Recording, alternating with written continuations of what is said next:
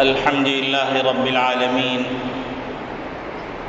والصلاة والسلام على أشرف الأنبياء والمرسلين وخاتم النبيين محمد وعلى آله وصحبه ومن تبعهم بإحسان ودعا بدعوتهم إلى يوم الدين. أما بعد، فأعوذ بالله من الشيطان الرجيم. بسم الله الرحمن الرحيم.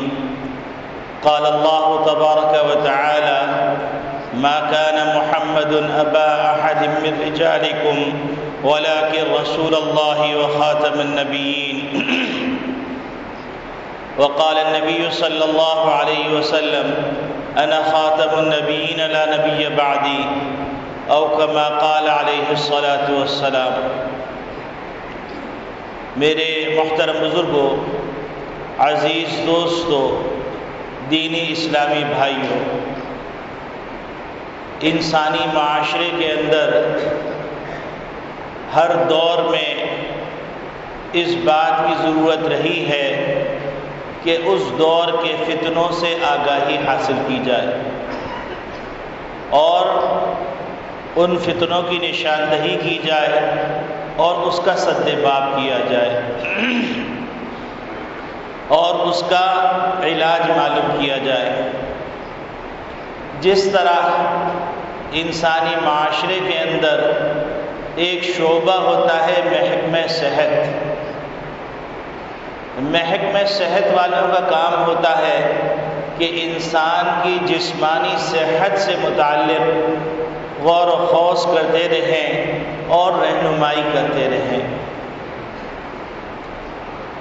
محکمہ صحت میں ایک شعبہ ہوتا ہے جو ماحولیات پر ریسرچ کرتا ہے، ماحولیات کی نگرانی کرتا ہے، فضا کی نگرانی کرتا ہے اور مختلف ذرائع سے اس بات کی نشاندہی کرتا ہے کہ اس وقت ماحول میں کون سا وائرس آ گیا ہے اور اس وائرس کا سد باب کس طرح کیا جائے گا، اس کے لیے احتیاطی تدابیر کیا ہوں گی اور ان احتیاطی تدابیر کو کس طرح اختیار کیا جائے گا.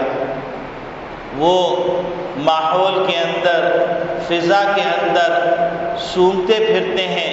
گو کہ وہ لوگ تھوڑے ہوتے ہیں لیکن وہ بتاتے ہیں کہ اس وقت فلاں وبا آ رہی ہے، ہیضے کا حملہ ہونے والا ہے، ملیریا کا حملہ ہونے والا ہے، گندگی پھیل رہی ہے. وہ ان چیزوں کی نشاندہی کرتے ہیں. اگر محکمہ صحت کا یہ شعبہ کام نہ کرے 2-4 سال 5 سال تو پھر معاشرے کی کباڑے کے اندر کوئی کسر نہیں رہ جائے گی اور انسانی صحت تباہ برباد ہو جائے گی. بالکل اسی طریقے سے روحانی صحت کے لیے بھی اللہ رب العالمین نے ایک انتظام فرمایا ہوا ہے اور روحانی صحت کے لیے اللہ رب العالمین نے قرآن کریم میں جا بجا ان وائرس کی نشاندہی کی ہے جو وائرس پورے اعمال کو ضائع کر دیتا ہے. جیسے آپ نے دیکھا ہوگا کمپیوٹر کی ہارڈ ڈسک میں بعض دفعہ وائرس آتا ہے، پوری ہارڈ ڈسک کو چاٹ جاتا ہے. تو اسی طریقے سے روحانی معاملات کے اندر، روحانی دنیا کے اندر کچھ وائرس ایسے ہیں جو انسان کے پورے اعمال کو ضائع کر دیتے ہیں. اور اس سلسلے میں اللہ رب العالمین نے قرآن کریم میں نشاندہی بھی فرمائی: قُلْ هَلْ أُنَبِّئُكُمْ بِالْأَخْسَرِينَ أَعْمَالًا، کہ آپ کہہ دیجئے میں تم کو بتلاؤں کہ وہ لوگ جو اعمال کے اعتبار سے انتہائی نقصان کے اندر ہیں وہ کون لوگ ہیں. الَّذِينَ ضَلَّ سَعْيُهُمْ فِي الْحَيَاةِ الدُّنْيَا وَهُمْ يَحْسَبُونَ أَنَّهُمْ يُحْسِنُونَ صُنْعًا، وہ لوگ ہیں جن کی پوری دنیاوی زندگی کی تمام کاوش برباد ہو گئی اور وہ سمجھ رہے ہیں ہم اچھے اعمال کر رہے ہیں.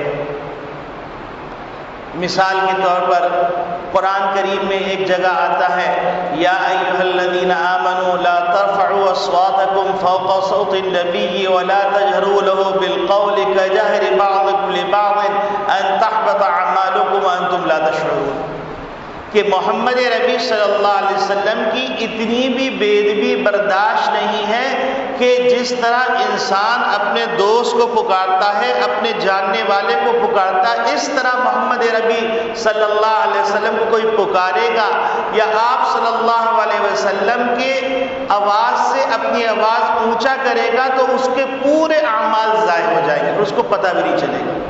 ان تحبط اعمالکم، کہ تمہارے پورے اعمال برباد ہو جائیں گے، وانتم لا تشعرون، اور تمہیں پتہ نہیں چلے گا۔ تو اللہ رب العالمین نے نبی کریم صلی اللہ علیہ وسلم کے زمانے میں ہی تکوینی طور پر ایسا معاملہ کر دیا تھا کہ فقہ کے معاملات کے اندر ایک بنیاد فراہم کی گئی، اور جب تحقیق کی جائے تو وہاں پر آپ کو عبداللہ ابن عمر، حضرت عبداللہ بن مسعود رضی اللہ تعالی عنہ یہ نظر آئے گی۔ حدیث کے معاملے میں آپ جائیں گے تو آپ کو نظر آئے گا حضرت ابو ہریرہ رضی اللہ تعالی عنہ ہے۔ قراءت اور تجوید کے معاملے میں جائیں گے تو آپ کو نظر آئے گا حضرت عبداللہ بن حضرت ابی بن کعب رضی اللہ تعالی عنہ ہے۔ اسی طریقے سے صحابہ اکرام رضوان اللہ اجمعین میں ایک صحابی ہیں جن کا مزاج یہ تھا کہ وہ فتنوں سے متعلق تحقیقات کیا کرتے تھے، اور تحقیقات کر کے اور وہ اس کا علاج معلوم کیا کرتے تھے۔ یہی وجہ ہے کہ ابواب الفتن یا کتاب الفتن میں آپ جائیں گے احادیث کے عنوان میں تو حضرت حذیفہ بن یمان رضی اللہ تعالیٰ عنہ کی کثیر روایات ملے گی۔ وہ اپنے ذوق کے بارے میں خود فرماتے ہیں کہ کانا اصحاب رسول اللہ صلی اللہ علیہ وسلم یسألونہ عن الخیر وَكُنْتُ أَسْأَلُهُ عَنِ الشَّرِّ، کہ صحابہ کرام رضوان اللہ اجمعین نبی کریم صلی اللہ علیہ وسلم سے خیر کے بارے میں معلوم کیا کرتے تھے، اور میرا ذوق یہ تھا کہ میں فتنوں کے بارے میں تحقیق کرتا کہ اے اللہ کے رسول اگلے زمانے میں جو فلاں فتنہ آئے گا تو کیسے آئے گا، اس کی صورت کیا ہوگی، اس کا علاج کیا ہوگا، اس سے بچنے کا راستہ کیا ہوگا۔ تو یہ حضرت حذیفہ ابن یمان رضی اللہ تعالیٰ عنہ کا ذوق ہے۔ پھر یہ ذوق چلتا ہے تو آپ کو نظر آئے گا ایک جماعت فقہا کی ہے، مفتیان اکرام کی ہے، وہ جماعت گویا کہ عبداللہ ابن مسعود، عبداللہ ابن عمر رضی اللہ تعالی عنہما کے ذوق سے استفادہ کر کے چل رہے ہیں۔ ایک جماعت آپ کو نظر آئے گی احادیث کے اندر کام کرتی ہوئی محدثین کی جماعت، تو وہاں پر نظر آئے گا حضرت ابو ہریرہ رضی اللہ تعالیٰ عنہ، حضرت ابو موسیٰ اشعری رضی اللہ تعالیٰ عنہ، اور یہ صحابہ ہیں۔ ایک جماعت نظر آئے گی جو تفسیر میں کام کر رہی ہوگی، تو ان کے لیے بنیاد اللہ رب العالمین نے عبداللہ ابن عباس رضی اللہ تعالیٰ عنہ کو بنایا، اور ان جیسے صحابہ سے بنایا جو مفسرین صحابہ ہیں۔ اور فتنوں کے علاج کے لیے ایک علماء کی جماعت نظر آئے گی کہ جو فتنوں کی نشاندہی کرے گی، فضا کے اندر پھیلے ہوئے وائرسوں کو چیک کرے گی، تھرمامیٹر سے اس کی شدت کا اندازہ لگائے گی، اور امت کو آگاہ کرے گی کہ یہ فتنے ہیں، یہ فتنے ہیں، یہ فتنے ہیں، اب یہ فتنہ شروع ہونے والا ہے، اس کا علاج یہ ہے، اس کے بچنے کا طریقہ یہ ہے۔ یہ علماء اکرام رضوان اللہ کی جماعت ہے جو صحابہ سے اساس اور بنیاد کے طور پر حاصل کر کے آئے۔ تو ہر زمانے کے فتنے میں ایک فتنہ جو 100 سال کا فتنہ ہے، وہ فتنہ ہے قادیانیت کا فتنہ، جس موضوع پر گزشتہ جمعے آدھا بیان کیا گیا تھا، اور یہ عرض کیا گیا تھا کہ آدھا بیان انشاءاللہ اس جمعے کو مکمل کیا جائے گا۔ تو ان فتنوں کے اندر ایک فتنہ ہے روشن خیالی کا فتنہ۔ روشن خیالی کا فتنہ یا لبرلزم کا فتنہ، وہ یہ کہتے ہیں کہ اگر قادیانی محمد صلی اللہ علیہ وسلم کو مانتے ہیں، قرآن کو مانتے ہیں، کلمے کو مانتے ہیں، نماز کو مانتے ہیں، روزے کو مانتے ہیں، حج کو مانتے ہیں، تو پھر ان کو کافر کیوں کہا جاتا ہے؟ کیونکہ ایمانیات میں تو یہ ہے آمنت باللہ و ملائکتہ و کتبہ و رسلہ والیوم الآخر والقدر خیرہ و شرہ من اللہ تعالی والبعث بعد الموت۔ تو یہ تو پورے ایمان مفصل پر ایمان رکھتے ہیں، تو پھر ان کو کیوں کافر کہا جاتا ہے؟ تو میرے عزیز دوستو بھائیو، گزشتہ جمعے ایک بات تو یہ بتائی تھی کہ ایک صحابی ہیں زید بن حبیب رضی اللہ تعالیٰ عنہ، ان صحابی کے بارے میں آتا ہے کہ نبی کریم صلی اللہ علیہ وسلم کی یہ نوجوان صحابی یمامہ کے علاقے کے اندر جب گئے ہیں مسلمہ کذاب کے سامنے، ان کو پکڑ کے لے جایا گیا تو اس نے کہا کہ تم محمد صلی اللہ علیہ وسلم کو نبی مانتے ہو؟ انہوں نے کہا ہاں میں مانتا ہوں۔ اور اس کے بعد اس نے کہا کیا تم مجھے نبی مانتے ہو؟ تو انہیں وہ تاریخی جملہ فرمایا جس کا اردو میں ترجمہ کرنا مشکل ہے کہ میرے کان تمہاری اس گفتگو سننے کے تاب نہیں لے کے آ سکتے، یہ گفتگو سن نہیں سکتے۔ اس میں اشارہ اس بات کی طرف کیا گیا کہ صرف ان باتوں کو ماننا ایمانیات کے لیے کافی نہیں ہے، بلکہ نبی کریم صلی اللہ علیہ وسلم کو خاتم النبیین ماننا، قرآن کو خاتم الکتاب ماننا یہ بھی ضروری ہے۔ اور اس امت کو جو محمد صلی اللہ علیہ وسلم کی امت ہے اس کو خاتم الامت ماننا یہ بھی ضروری کہ اس کے بعد کوئی امت آنے والی نہیں، اس کے بعد کوئی کتاب آنے والی نہیں، اس کے بعد کوئی نبی نہیں آنے والا، اس وقت ایمان مکمل ہوگا۔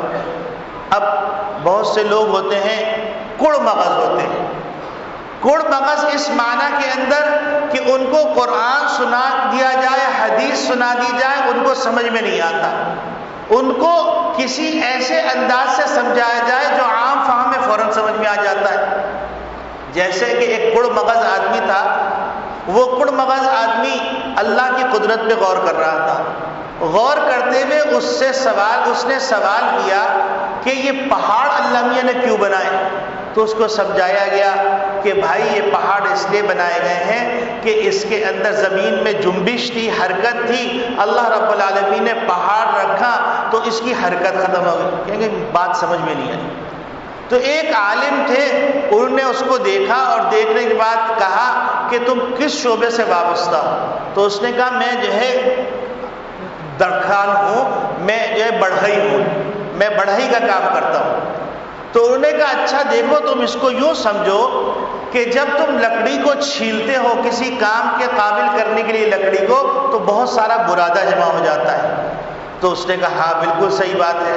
تو کہنے لگے کہ دیکھو اللہ میاں نے جب دنیا کو سجایا تو سجانے کے دوران جہاں جہاں برادہ جمع ہوتا گیا اللہ میاں نے ایک جگہ جمع کر دیا تو اس سے پہاڑ کھڑے ہو گئے۔ ہاں یہ بات صحیح کی مولوی صاحب آپ۔ اب اس کو یہ بات سمجھائی گئی کہ بھائی قدرت کا معاملہ ہے، اس کو سمجھ میں نہیں آ رہا، لیکن اس کو دیہاتی انداز سے سمجھایا گیا کہ یہ سارا جو تم رندہ کرتے ہو، رندہ کرنے کا کچرا جمع ہوتا ہے، وہ کچرا ایک کونے میں ڈال دیتے ہو، تو بالکل اسی طریقے سے اللہ میاں نے کائنات بنائی اور جو کچرا جمع ہوا اس کچرے کو ایک جگہ ڈال دیا گیا، اس سے پہاڑ کھڑے ہو گئے۔ کہیں بات سمجھ میں آ گئی۔ اسی طریقے سے ایک دیہاتی تھا، اس دیہاتی نے ایسی عقل مندی کی بات کی جس کے نتیجے میں بڑے بڑے عقل مند اور دانا اس کی بات کو تسلیم کرنے میں اپنے آپ کو مجبور پانے لگے کہ ہندوستان میں جب عیسائی مشینری کام کر رہی تھی، جب متحدہ ہندوستان تھا بر صغیر کے نام سے، تو وہاں پر مشینری کام کر رہی تھی، تو وہاں پر آئے دن بحث ہوتی تھی کہ اللہ میاں کے بیٹے ہیں حضرت عیسیٰ علیہ السلام، اور اس پہ مجمع جمع ہو جاتے ہیں، مناظرے ہوتے۔ ایک جگہ مناظرہ ہو رہا تھا، کافی دن تک مناظرہ چلتا رہا۔ دیہاتی جو ہل چلایا کرتا تھا وہ روزانہ وہاں سے گزرتا، دیکھتا رش لگا ہوا ہے، لوگ آ رہے ہیں جا رہے ہیں، بحث ہو رہی ہے، تو ایک دن وہ رش کو چیرتا ہوا اندر چلا گیا۔ اندر جانے کے بعد اس نے پوچھا کیا ماجرا ہے؟ تو انہوں نے کہا یہاں پر ایک بحث ہو رہی ہے کہ حضرت عیسیٰ علیہ السلام اللہ کے بیٹے ہیں یا مریم کے بیٹے ہیں۔ تو اس نے کہا کہ کس کا کیا موقف ہے؟ تو مسلمانوں نے کہا کہ ہمارا موقف یہ ہے کہ حضرت مریم کے بیٹے ہیں، اللہ کے بیٹے نہیں۔ عیسائیوں سے پوچھا تمہارا موقف کیا؟ اس نے کہا ہمارا موقف یہ ہے کہ یہ اللہ کے بیٹے ہیں۔ تو تھوڑی دیر خاموش ہوا، خاموش ہونے کے بعد کہنے لگا مولوی جی تمہاری بات مجھے صحیح معلوم ہو رہی ہے۔ تو انہوں نے کہا وہ کیسے؟ کہنے لگے کہ دیکھو پوری کائنات اللہ نے بنائی ہے، سب نے کہا بے شک اللہ نے بنائی ہے۔ اس نے کہا کہ دیکھو یہ جتنے انسان ہیں یہ اللہ نے پیدا کیے ہیں؟ تو اس نے کہا ہاں بالکل اللہ نے پیدا کیا۔ مجھے تم کو کہ یہ اللہ نے پیدا کیا؟ تو کہنے لگا میں ایک دیہاتی، میرے 10 بچے، اللہ میاں جس نے پوری کائنات کرا اس کا صرف ایک ہی بیٹا ہوا اور باقی وہ اولاد کے قابل نہیں تھا۔ تو فتح ہو گئی، کہیں گے مسلمان جیت گئے، کافر ہار گئے۔ تو یہ اس طرح بعض دفعہ کڑ مغزوں کو ایسی بات سے سمجھا جائے تو بات سمجھ میں آ جاتی ہے۔ تو اسی طریقے سے یہ قادیانیت کے مسئلے کو علماء اکرام نے، بزرگائے دین نے ایک بڑے حسین پیرائے میں سمجھایا۔ علماء اکرام فرماتے ہیں کہ دیکھو اگر آپ کسی یہودی سے پوچھئے کہ دیکھو عیسائی حضرت موسیٰ علیہ السلام کو بھی مانتے ہیں، حضرت عیسیٰ علیہ السلام کو بھی مانتے ہیں، تورات کو بھی مانتے ہیں اور انجیل کو بھی مانتے ہیں، بتلاؤ کہ کیا تم ان عیسائیوں کو جو تورات کو مانتے ہیں، حضرت موسیٰ علیہ السلام کو مانتے ہیں، ان کو تم یہودی مانتے ہو یا نہیں؟ تو وہ کہیں گے ہم یہودی نہیں مانتے۔ اسی طریقے سے مسلمان ہیں، مسلمان ساری کتابوں پہ ایمان رکھتے ہیں، سارے رسولوں پہ ایمان رکھتے ہیں، کسی ایک رسول کا بھی انکار کریں گے تو ایمان مکمل نہیں ہوگا۔ اب کیا کسی مسلمان کو یہودی کہا جا سکتا ہے؟ ہر آدمی کہے گا کہ نہیں بھائی یہودی نہیں کہا جائے گا، کیونکہ تورات کو ماننے کے بعد وہ قرآن کو بھی مانتے ہیں، موسیٰ علیہ السلام کو ماننے کے بعد وہ حضرت عیسیٰ علیہ السلام کو بھی مانتے ہیں، محمد صلی اللہ علیہ وسلم کو بھی مانتے ہیں۔ اس لیے وہ مسلمان، وہ عیسائی یہودی نہیں ہو سکتا۔ یہودی ہونے کے لیے ضروری یہ ہے کہ تورات کو مکمل کتاب سمجھا جائے اور موسیٰ علیہ السلام کو بس پیغمبر مانا جائے، اس کے بعد کسی کی پیغمبری تسلیم نہ کی جائے۔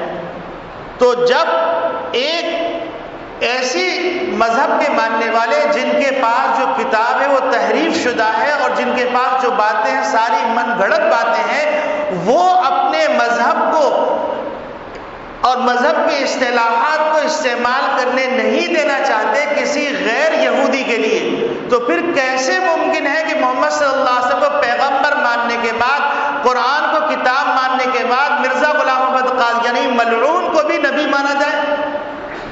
تو یہ بالکل ایک کامن سینس کی بات ہے کہ ایک آدمی مسلمان اس وقت مانا جائے گا جبکہ محمد صلی اللہ علیہ وسلم کو خاتم النبیین مانے گا اور قرآن کو خاتم الکتاب مانے گا اور اس امت کو خاتم الامم مانے گا، تب جا کر وہ مسلمان ہوگا۔ اگر وہ یوں کرتا ہے کہ میں قرآن کو بھی مانتا ہوں، میں محمد صلی اللہ علیہ وسلم کو بھی مانتا ہوں، لیکن نعوذ باللہ من ذالک مرزا غلام احمد قادیانی کو بھی مانتا ہوں اور اس نے جو کتابیں لکھی ہیں ان کتابوں کو بھی مانتا ہوں، تو وہ مسلمان نہیں کہلائے گا۔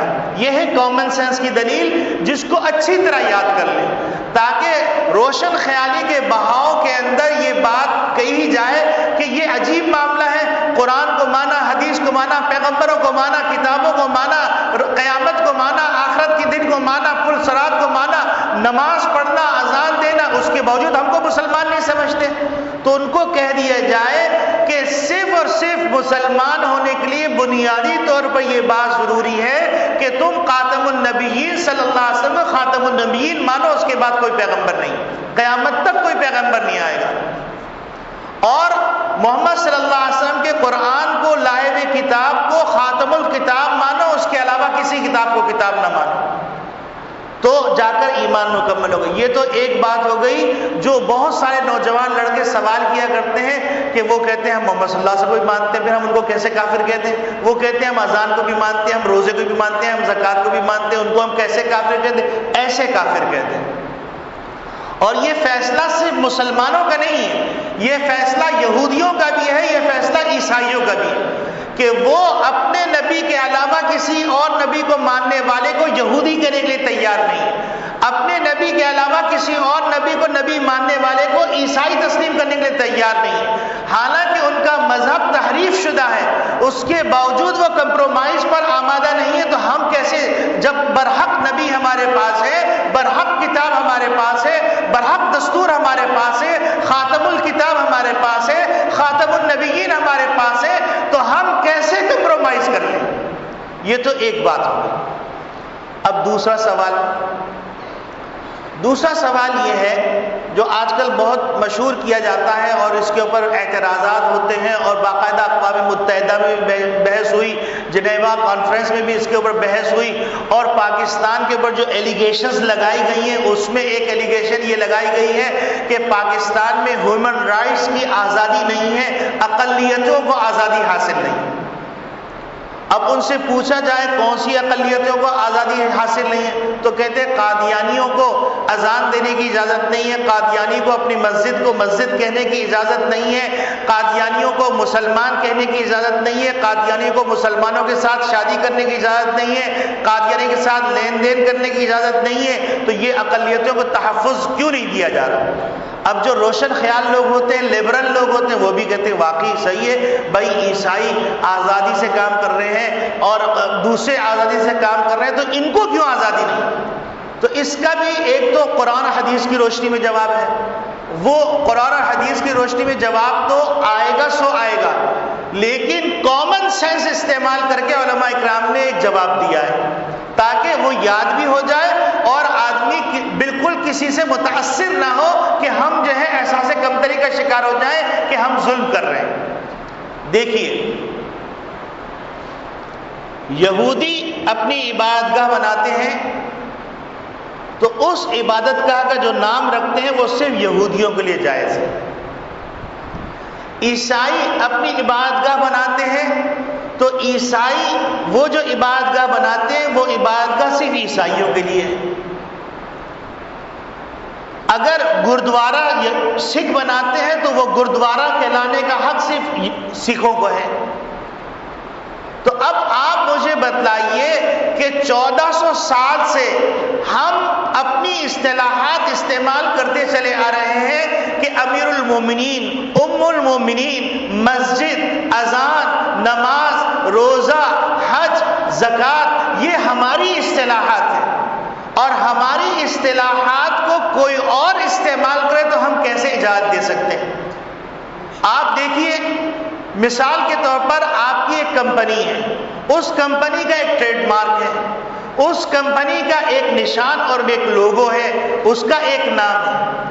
اب کوئی آدمی اس کمپنی سے جدا ہوتا ہے، کمپنی سے جدا ہو جانے کے بعد وہ ایک کمپنی بناتا ہے اور جھوٹا مال تیار کرتا ہے، ملاوٹ والا مال تیار کرتا ہے، کمپنی کا ٹریڈ مارک، پرانی کمپنی کا ٹریڈ مارک استعمال کرتا ہے، پرانی کمپنی کا نام استعمال کرتا ہے، تو دنیا کا کوئی قانون اس کو اجازت نہیں دیتا کہ وہ اس پرانے ٹریڈ مارک کو استعمال کرے اور اس پرانے نام کو استعمال کرے۔ اگر اس کو بیچنا ہے تو اپنے نام سے بیچے، اپنے ٹریڈ مارک سے بیچے۔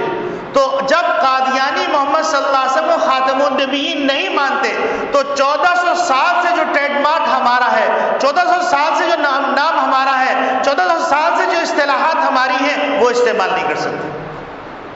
یہ کامن سینس کی بات ہے۔ اس پہ چاہے انگریز چلائیں، چاہے جو ہے امریکہ چلائیں، اس پہ چاہے یہودی چلائیں، ان سے سوال کیا جائے کہ تم اپنی دنیا کے اندر رہتے ہوئے تم ٹریڈ مارک کو ایک اور فرد جو اسی کمپنی سے نکلا ہے نئی کمپنی بنا رہا ہے تو تم کہتے ہو کہ وہ نیا ٹریڈ مارک لے، نیا نام لے۔ تو اب اسلام کے معاملے میں تم اتنے تنگ نظر کیوں ہو گئے؟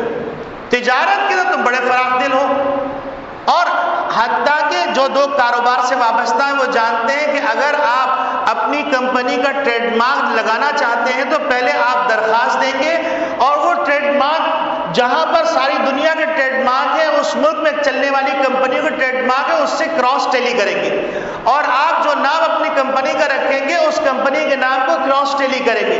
اس کے بعد سرکاری طور پر آپ کو اجازت دی جائے گی کہ آپ اس نام کو استعمال کر سکتے ہیں، اس ٹریڈ مارک کو استعمال کر سکتے ہیں۔ اس نام کی، اس ٹریڈ مارک کی کوئی دوسری کمپنی نہیں۔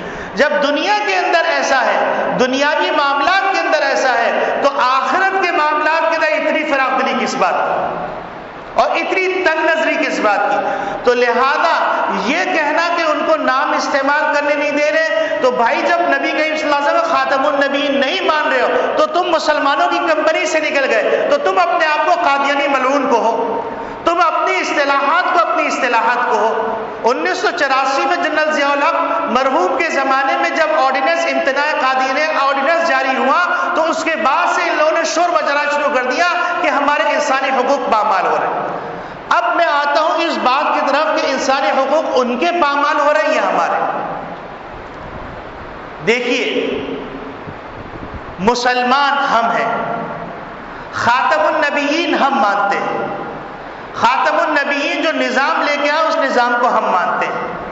جب اس نظام کو ہم مانتے ہیں تو بتلائیے کہ ہم پر حملہ ہو رہا ہے، ہمارے حقوق غصب ہو رہے ہیں یا ان کے حقوق غصب ہو رہے ہیں؟ وہ ظالم ہے یا ہم ظالم ہیں؟ وہ مظلوم ہے یا ہم مظلوم ہیں؟ اسلام نے جو نام دیا اذان، وہ ہمارا تھا 1400 سال سے، مسجد وہ نام ہمارا تھا، روزہ وہ ہماری اصطلاح تھی، ام المومنین یہ ہماری اصطلاح تھی، امیر المومنین یہ ہماری اصطلاح تھی، خلفائے راشدین یہ ہماری اصطلاح تھی۔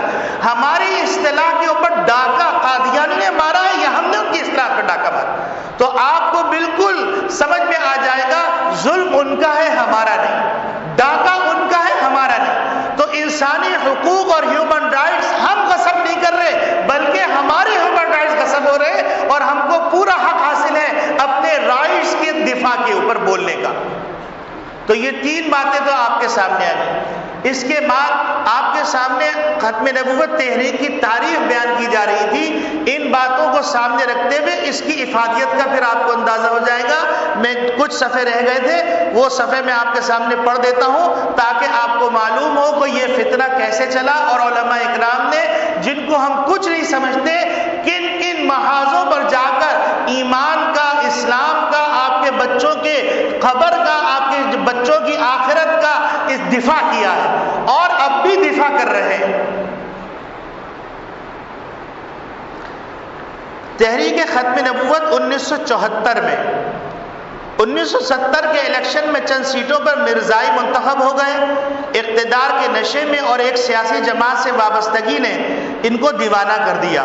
وہ حالات کو اپنے لیے سازگار پا کر انقلاب کے ذریعے اقتدار پر قبضے کی اسکیمیں بنانے لگے۔ قادیانی جرنیلوں نے اپنی سرگرمیاں تیز کر دی۔ اس نشے میں دھت ہو کر انہوں نے 29 مئی 1974 چناب نگر ریلوے اسٹیشن پر چناب ایکسپریس کے ذریعے سفر کرنے والے ملتان نشتر میڈیکل کالج کے طلباء پر قاتلانہ حملہ کیا، جس کے نتیجے میں تحریک چلی۔ حضرت مولانا سید محمد یوسف بنوری رحمۃ اللہ علیہ نے ان دنوں میں مجلس تحفظ ختم نبوت پاکستان کی عمارت کی ذمہ داری قبول فرمائی۔ ان کی دعوت پر امت کے تمام طبقات جمع ہوئے۔ آل پارٹیز مجلس عمل تحفظ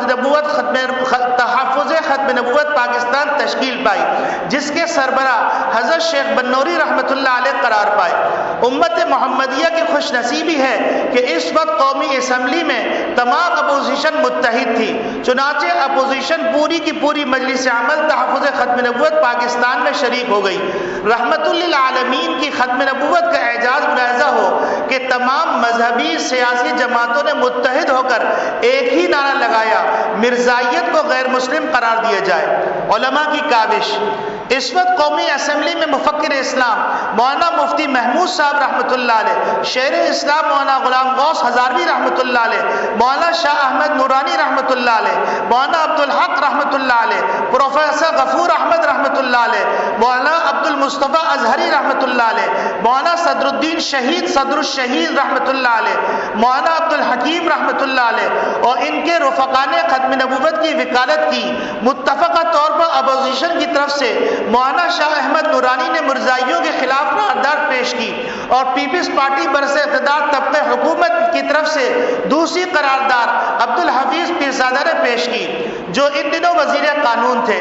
قومی اسمبلی میں مرزائیت میں بحث شروع ہو گئی۔ ملک میں مولانا سید بنوری رحمۃ اللہ علیہ، مولانا عبداللہ انور عبید اللہ انور رحمۃ اللہ علیہ، نوابزادہ نصر اللہ خان رحمۃ اللہ علیہ، آغا شورش کاشمیری رحمۃ اللہ علیہ، علامہ احسان الہی ظہیر رحمۃ اللہ علیہ، مولانا عبد القادر روپڑی، مفتی زین العابدین، مولانا تاج محمد، مولانا سائی عبد الکریم بیر شریف، مولانا سائی محمد شاہ امروٹی، مولانا عبد الواحد، مولانا محمد شریف جلندھری، مولانا عبدالستار خان نیازی، مولانا صاحبزادہ فیض رسول حیدر، مولانا صاحبزادہ افتخار الحسن رحمۃ اللہ علیہ مجمعین، غرض کے چاروں صوبے کے تمام مکاتب فکر نے تحریک کے الاؤ کو ایندھن مہیا کیا۔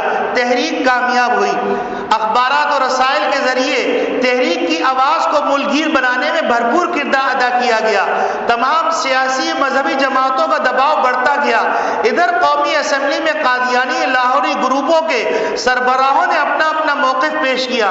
ان کا جواب امت مسلمہ کا موقف مولانا سید محمد بنوری رحمۃ اللہ علیہ کی قیادت میں فاتح قادیان مولانا محمد حیات صاحب، مولانا محمد تقی عثمانی مدظ اللہ العلی، مولانا محمد شریف جالندھری رحمۃ اللہ علیہ، مولانا عبد الرحیم اشر، مولانا تاج محمود، مولانا سمیع الحق قبلہ، مولانا سید انور حسین نفیس شاہ رحمۃ اللہ علیہ مجمعین نے مرتب کیا۔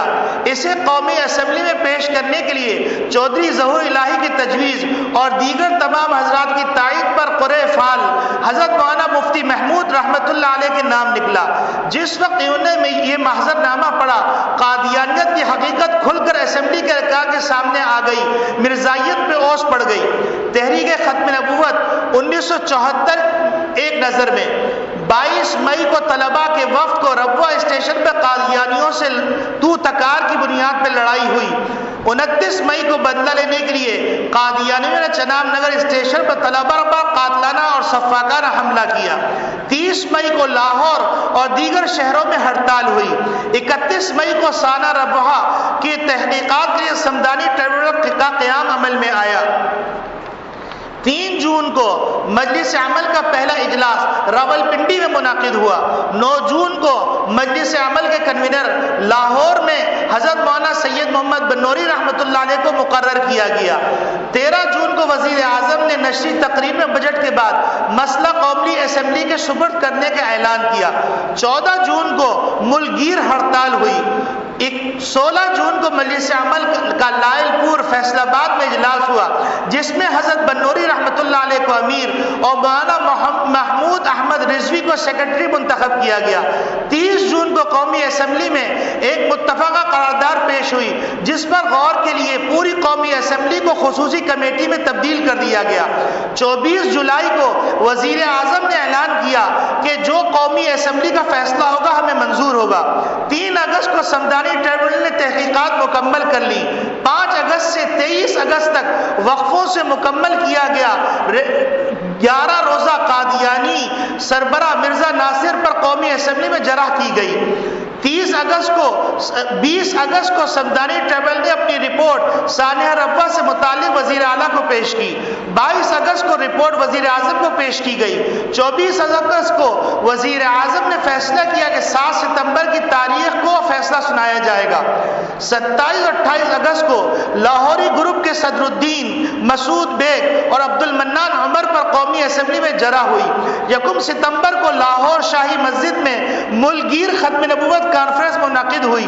5 اور 6 ستمبر کو اٹارنی جنرل نے قومی اسمبلی میں عمومی بحث کی اور مرزائیوں پر جرح کی اور خلاصہ پیش کیا۔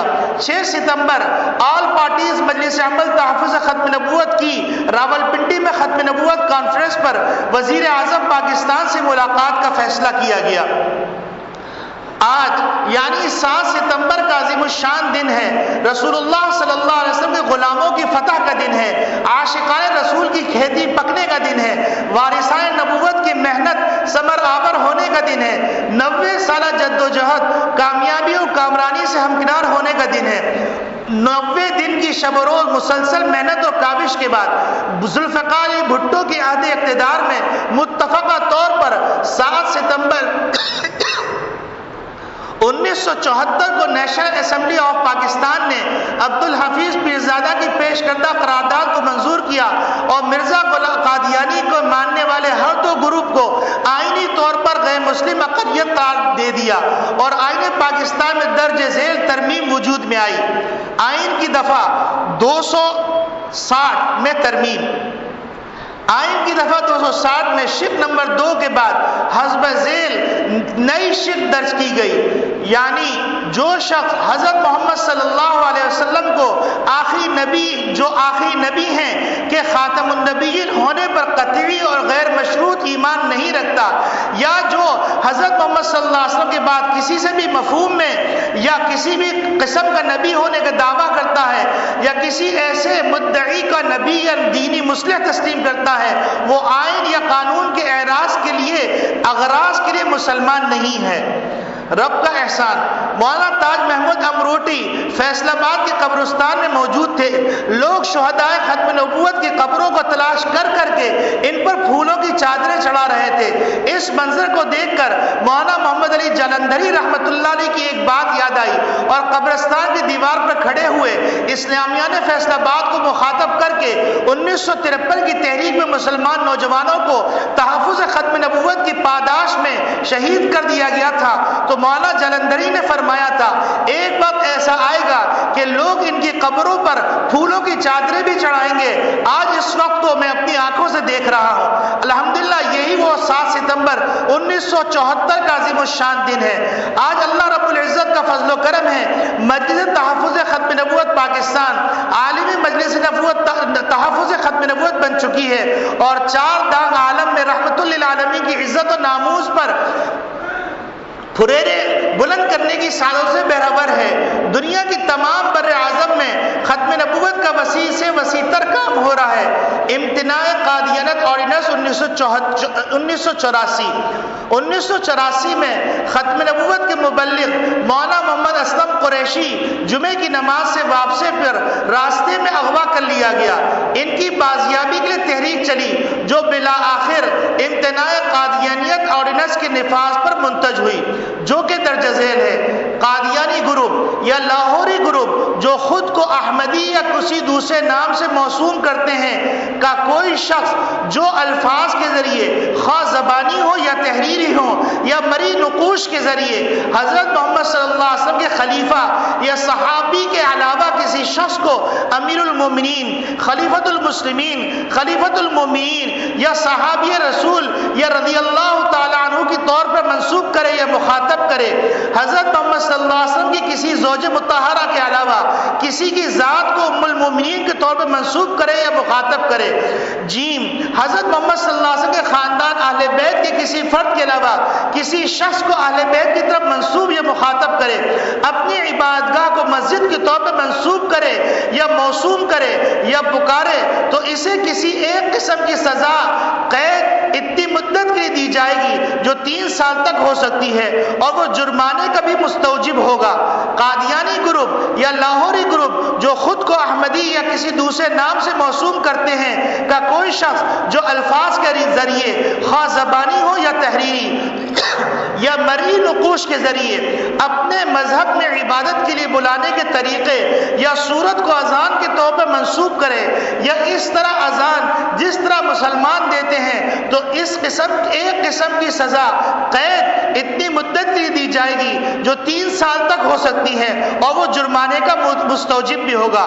قادیانی گروپ یا لاہوری گروپ جو خود کو احمدی یا کسی دوسرے نام سے منسوب کرتے ہیں کا کوئی شخص جو بلا واسطہ یا بالواسطہ خود کو مسلمان ظاہر کرے یا اپنے مذہب کو اسلام کے طور پر موسوم کرے یا منسوب کرے یا الفاظ کے ذریعے خواہ زبانی ہو یا تحریری یا مرئی نقوش کے ذریعے اپنے مذہب کی تبلیغ یا تشہیر کرے یا دوسروں کو اپنا مذہب قبول کرنے کی دعوت دے یا کسی بھی طریقے سے مسلمانوں کے مذہبی احساسات کو مجروح کرے، کسی ایک قسم کی سزا قید اتنی مدت کے لیے دی جائے گی جو 3 سال تک ہو سکتی ہے اور وہ جرمانے کا مستوجب بھی ہوگا۔ آخری گزارش، ختم نبوت سے وحدت امت کا راز وابستہ ہے۔ فتنہ انکار ختم نبوت وحدت ملی کو پارا کرنے کی ناپاک استعماری سازش ہے۔